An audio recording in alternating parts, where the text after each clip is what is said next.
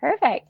Hi, guys. Thanks so much for joining today. We're going to get started here in about the next 30 seconds or so, but just wanted to make sure you guys stay on. And remember, the more sessions that y'all join, the more prizes that y'all are eligible for.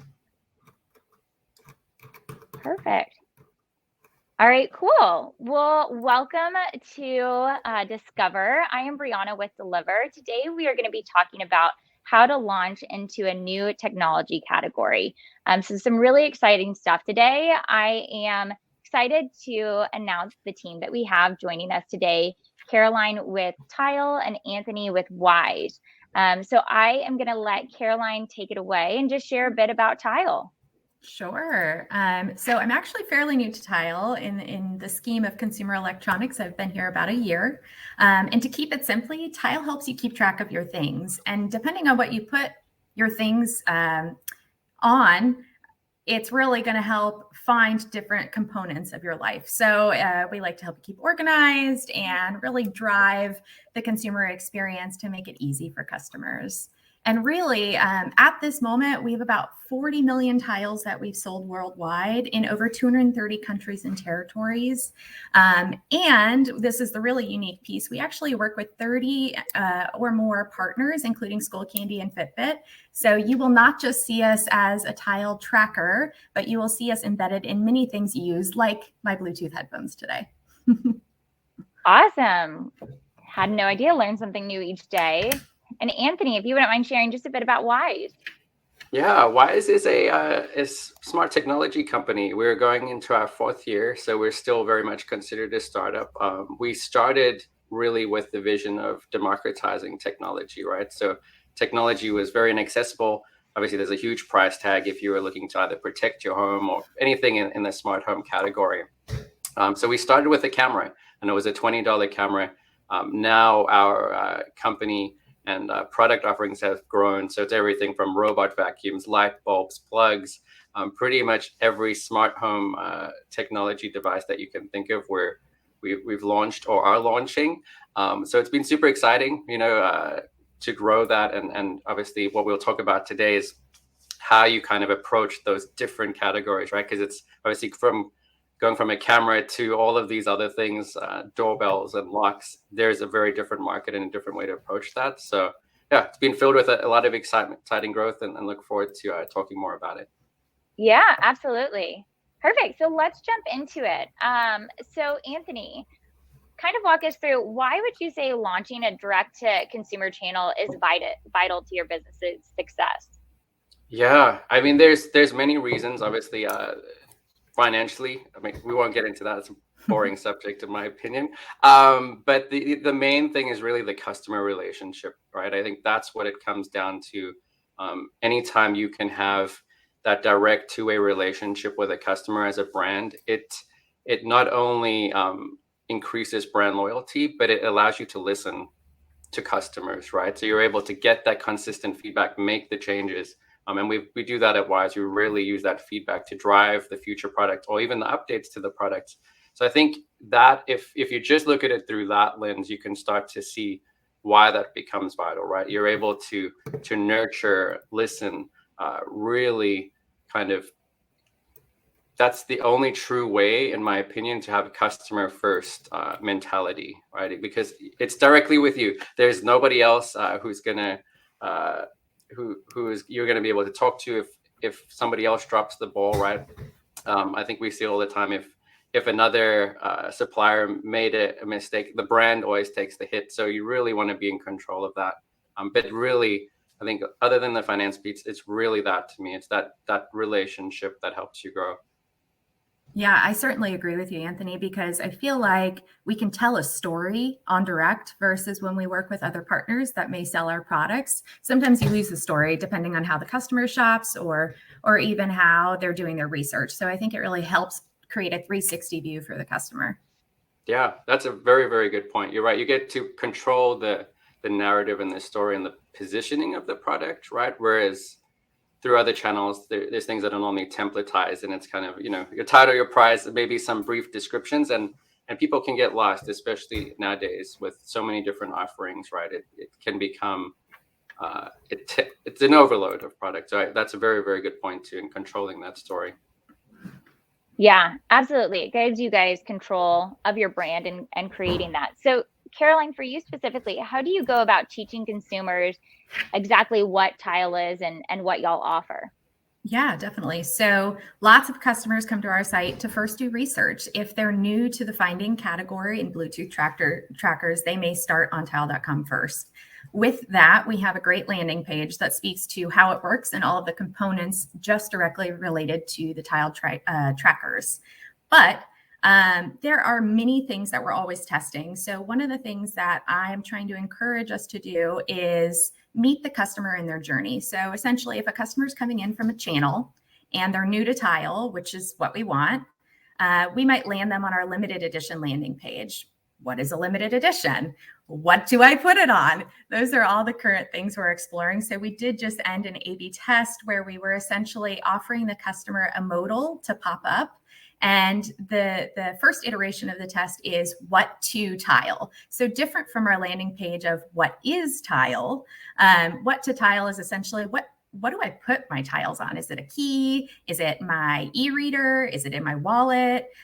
So many different options, but essentially instead of pointing the customer back to the how it works page where it is not shoppable, I want to leave them in the shopping page to give them the information they need so they can make a smart checkout purchase.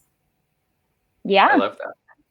That's awesome. Absolutely. And Anthony, I understand that you also have had success from A/B testing as well over at Wyze. Yeah, I think A/B testing is vital. That's the only true way you can get unbiased feedback because, I mean, obviously, the subject or the person who's kind of going through the test is not, you're not, do you prefer red or yellow, right? You're not asking them that question because that can lead to different answers depending on the way you word it. So we've tested multiple things, even as far as shipping prices, like should a shipping price be included in a product? Should it be excluded in it? And there's pros to that. The cons of it, obviously, if people know the pricing of your products, for example, the $20 camera, we did make a mistake of testing the baked-in shipping versus not, and everybody was like, "What happened to the $20 camera?" So it is, it's a consistent test, but I think you can learn a lot, right? I think we've learned a lot about checkout processes, and you might think that people are approaching things or reading things that they're not. And making those small tweaks is vital. And I think that's also something for anybody looking to A/B test, I would suggest keeping it focused because I have, and it's something, the more tests you run, you kind of can hone in on more. But at first you want to test everything. You're like, I have this grand idea and you want to just kind of throw everything at it. But then the data out is going to be even more confusing because you're going to be like, was it the color that changed? Was it the title that had the impact? So I think it's really important to test small pieces. And that's something we really tried to focus in on, is starting with what are we trying to get out of it, right? In that price, was it the shipping price?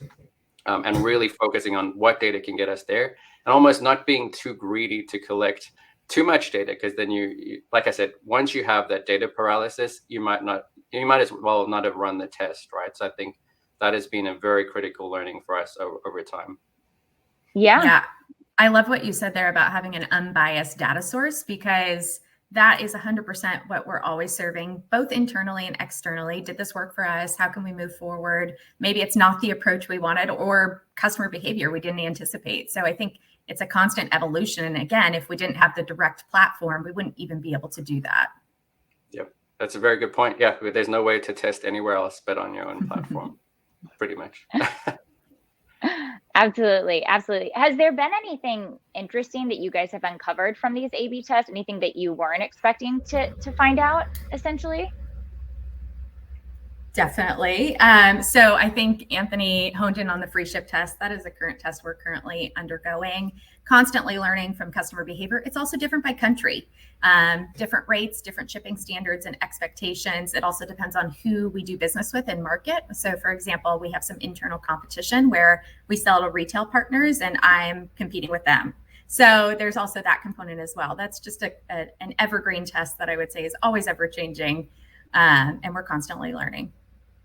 Yeah, I agree. I think for me, it's been surprising when we do A/B tests with bundling products, because we can use data to see what products are more likely to go together, or even as a company, right? It's like, we know if you you have a camera, most likely you want an SD card, and those things are easy. But that was also surprising because the bundles that were, I would say, more experimental, where we were more trying to use it as an actual test, right? So essentially have our standard offering and then 2 bundles, where the one bundle was more kind of outside of the box, so to speak. And that did really well. So things like that, we would have probably never, logically speaking, you wouldn't just say, oh, I'm going to try this bundle, this is going to be successful.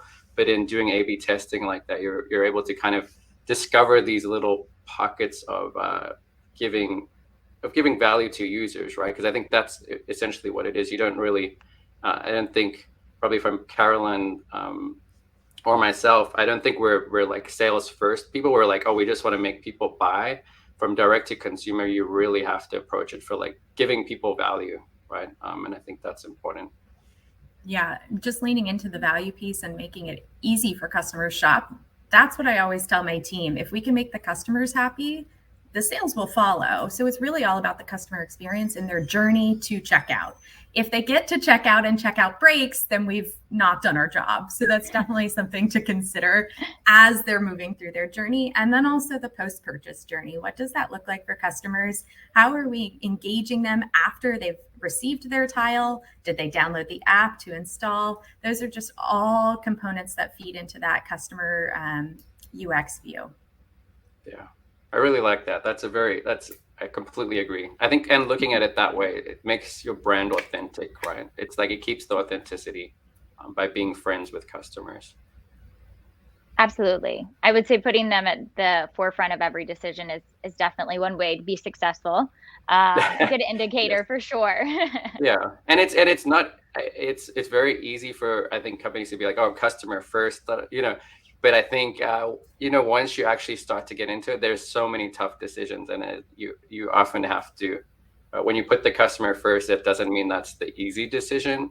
And I think that's, I think we've seen more and more companies go that way now. But it is one of those things I do know for sure. It adds complexity, right? It's easy, I think, and that's important for everyone to know. It's very easy not to put the customer first. I think if we look at different things in life, but really kind of keeping that team mentality, just like Karaline said about her message to the team, keeping that core philosophy is so important in every decision you make. And it could be big decisions, small decisions in between. But I think that is a critical part because, like I said, the customer relationship, right? It's just as if it was your friend. You're going to call them on their birthday, hopefully, say happy birthday, all of those things. It's no different. You might not know the customers on a personal basis, but that doesn't mean you shouldn't treat them as friends. That sounds like you're thinking about a loyalty program. I know. We are. We're at the beginning stages. For a long time, I think, definitely for the last, I've been at Wyze now 3 years, leading e-commerce. And I think definitely for the last 2, we've gone back and forth with the loyalty program. And it kind of goes back to that easy decision, customer decision being harder, right? And there was obviously nowadays it's a bit easier to launch loyalty programs. There's a lot of integrations and things, and it's very easy. You can just say like, I'm going to get a loyalty program up, throw everything at the wall and go with it. But what it came down to is when we started asking the questions like, what do customers want? Then that adds another layer of complexity, right? We're trying to research what do they want? Because, a lot of people be like, oh, they just want points to kind of spend in the future. But that's not actually the case, at least from the research that we've been doing. And then you start to get deeper and deeper. So yes, we're hopefully getting closer to some sort of loyalty program. And I don't think it will be a traditional, much like, I think what Wyze has done is we don't kind of follow the narrative of our competitors. We do things differently. So I wouldn't say it's a loyalty program as we've seen it, but I'm hopeful that, that people shopping directly with us and supporting us as a brand will get value out of it. Absolutely. So not necessarily loyalty program, but I did notice that both of y'all have offered subscriptions and have used subscriptions through your D2C. How have those impacted your business by being able to offer that subscription? Well, so from a tile standpoint, we have a few different tiers of subscriptions. One is what I would call our baseline tier, where we offer a $29.99 annual subscription to premium. And then we also have a $100 premium protect tier, which is essentially a improved finding experience that allows customers to claim up to $1,000 if they tile something in that price range, and insurance will cover it essentially, which is a pretty great option for consumers. Subscriptions from a web standpoint, when I started, were about 3%. And we've since grown them to almost 20% of our US transactions. And it's super exciting to see new customers engaging with our subscription business because, as Anthony mentions, it gives them more value for using the service, and it contributes to the company's annual reoccurring revenue. So when we think about, is it the right decision for the customer? Is it also the right decision financially for the company? Is definitely something that is ever present in my mind, and one of my biggest opportunities as we continue to grow. Yeah, that's Absolutely. very well put. Very hard to follow up on that and add more value. I think, yeah, it's impacted Wyze tremendously as well, right? Like I mentioned, we had the $20 camera.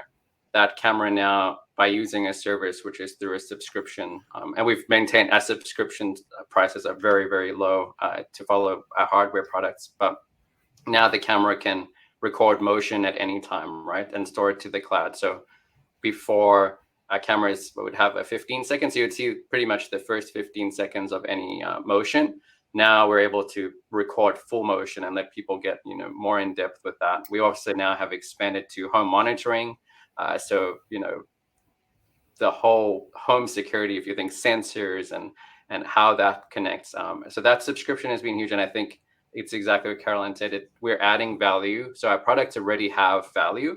But by being able to offer even more value and keep the price low, value and experience very high, that has a very, very positive impact, and for the business and for the customers, right? I think it's a huge value add.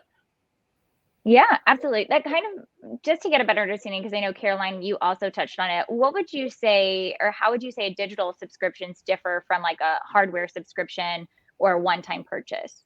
Yeah, that was a huge challenge. So at first, and obviously at Wyze, and through any startup, you really are trying to move quickly, test things, put things out there, fail fast if you need to. With subscriptions, we first put them through the same checkout that we were putting out kind of physical or hardware products through. And what we found is it's a very different mental model, right? I think anybody knows, if you think about it in your personal life, you might see something online that you really like. Let's just say, I don't know, I'm blanking. Let's just say you were trying to buy a new pillow, right? And you saw it online and you're like, oh, that's a good price. You purchase it. It's a very instantaneous purchase. And then if you think about any subscription that you've ever purchased, whether it be like the Spotify's, Netflix, name your subscription at this point, that mental model is a lot different. You tend to think about it a lot more, even if the price is a lot less than the physical product. Your mental model is different.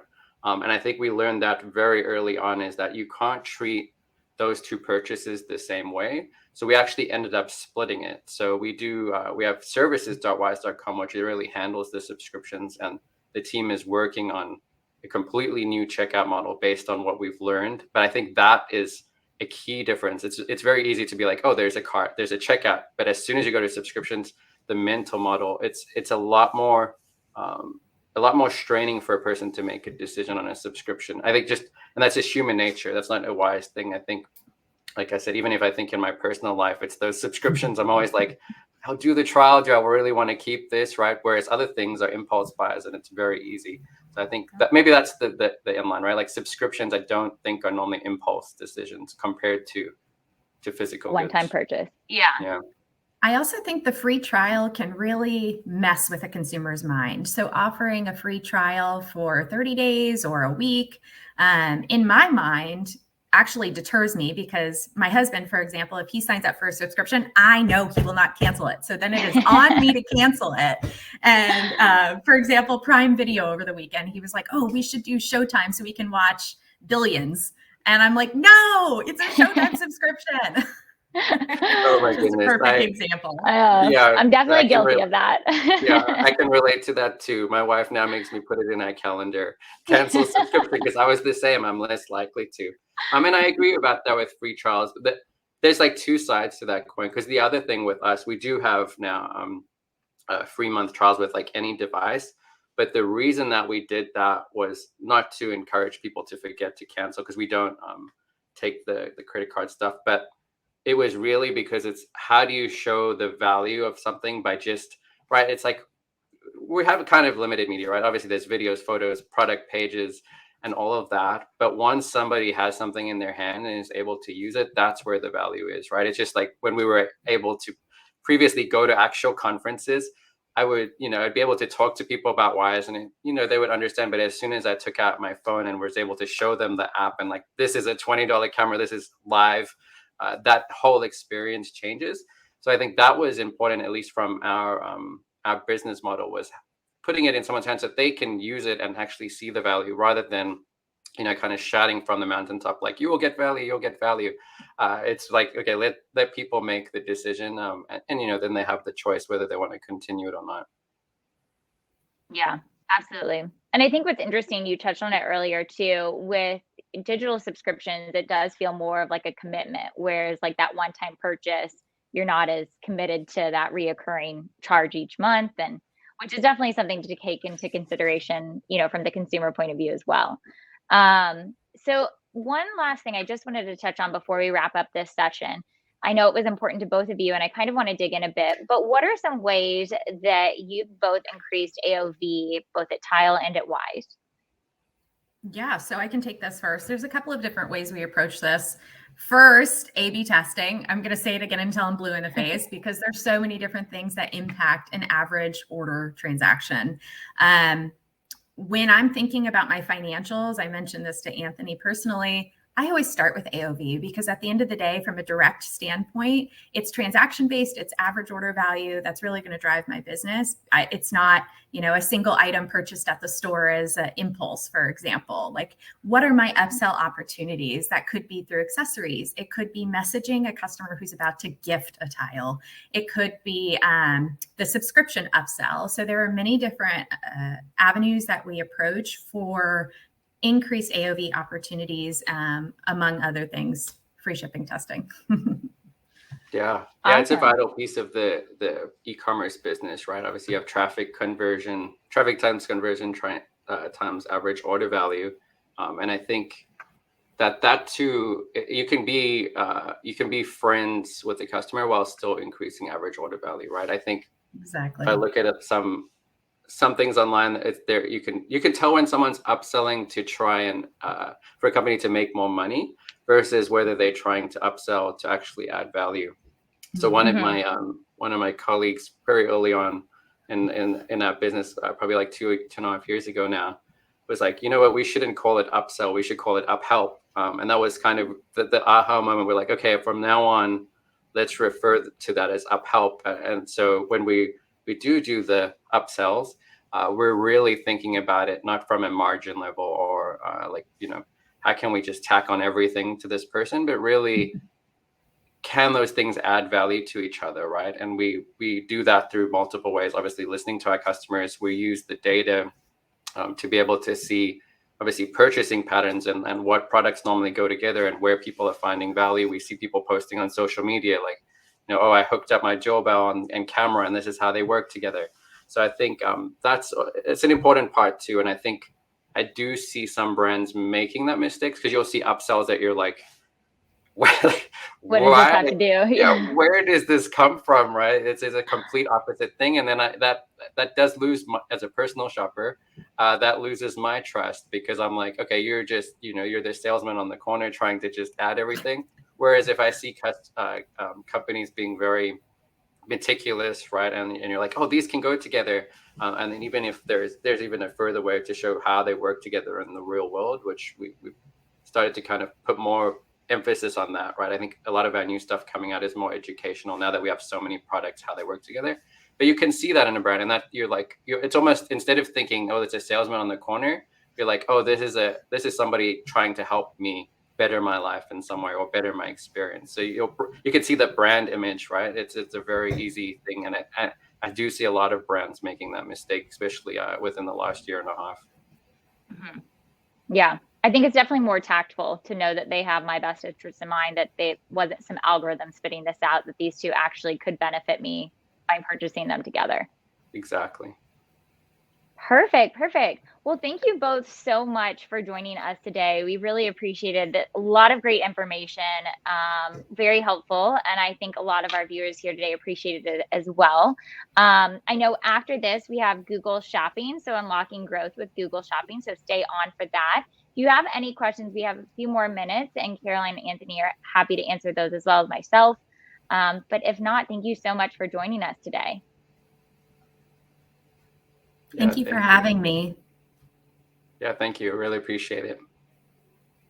Perfect. Well, thanks so much, guys. The next one should be starting here shortly in about 5 minutes or so, but we'll stay on in case you guys do have any questions.